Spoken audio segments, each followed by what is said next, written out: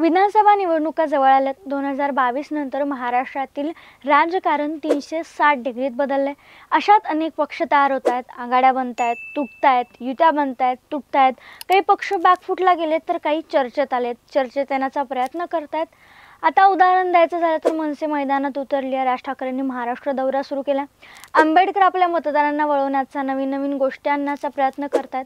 आपापल्या भागातील जातीय समीकरणाचा मेळ बसवत नेते सगळं समीकरण मांडण्यात व्यस्त आहेत।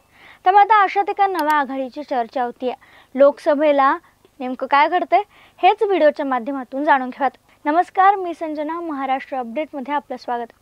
बच्चू कडू यांनी एकनाथ शिंदेंना बंडात साथ दिली। त्यानंतर त्यांना राज्यमंत्री पदाचा दर्जा देखील मिळाला। पण लोकसभेला मात्र बच्चू कडूंचं आणि महायुतीचं बिनसलं। राणांनी भाजपात प्रवेश केला। राणांना उमेदवारी देण्यात आली जी बच्चू कडूंना मान्य नव्हती। महायुतीमध्ये एकत्र असून देखील बच्चू कडू आणि नवनीत राणा, रवी राणा यांचं वैर काही शांत होण्याचं नाव घेत नव्हतं आणि लोकसभेला त्याची प्रचिती आली। कारण रवी राणा यांच्या पत्नी नवनीत राणा यांचा पराभव झाला। प्रहारकडून बच्चू कडूंनी देखील या ठिकाणी आपला उमेदवार दिला होता। मात्र आता विधानसभेला देखील बच्चू कडूंनी तयारी सुरू केली। एकटं मैदानात उतरणार असल्याचं त्यांनी अनेकदा बोलून दाखवलंय आणि अशात ते नव्या आघाडीची चर्चा करतायत। नवी आघाडी बनू शकते का यासाठी विचार करतायत असं सांगितलं जातंय। आता विधानसभा निवडणुकीचे वेध लागले असताना बच्चू कडू यांनी छत्रपती संभाजीराजे यांच्याशी चर्चा केली असल्याच्या बातम्या समोर येतात। पुण्यात स्वराज्य पक्षाच्या कार्यकर्त्यांचं प्रशिक्षण शिबिर सोहळा पार पडला होता काही महिन्यांपूर्वी। यावेळी प्रमुख पाहुणे म्हणून बच्चू कडू उपस्थित होते।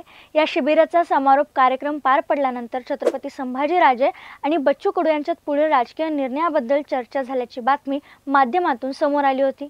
बच्चू कडू आणि छत्रपती संभाजीराजे हे एकत्र येऊन रविकांत तुपकर आणि आपला देखील सोबत घेऊन तिसरी आघाडी स्थापन करणार असल्याच्या चर्चांना चांगलंच पेव फुटलं होतं।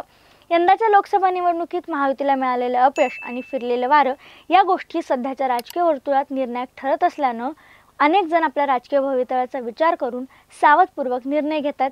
पण तिसरी आघाडी स्थापन झाली तर त्याचा खरंच कितपत फायदा होईल हे पाहणं महत्त्वाचं आहे। स्वराज्य ही छत्रपती संभाजीराजे यांची संघटना त्यांनी अजूनही आपल्या विधानसभेबाबतच्या भूमिकेबद्दल काही स्पष्टीकरण दिलेलं नाही। मध्यंतरी मनोज जरांगे यांची देखील त्यांनी भेट घेतली होती। त्यामुळे आता नेमकं काय होईल, बच्चू कडू काय निर्णय घेतील, रविकांत तुपकर त्यांना साथ देतील का? रविकांत तुपकरांनी देखील बुलढाणा जिल्ह्यात आपले उमेदवार देणार असल्याचं सांगितलंय। त्यामुळे नेमकं काय होणार आहे, हे जे पक्ष आहेत ते महत्त्वाचे ठरतील का? ठरले तर मग काय होईल हे पाहणं महत्त्वाचं आहे। या सगळ्याबद्दल तुमचं मत काय आम्हाला कमेंटमध्ये सांगायला विसरू नका।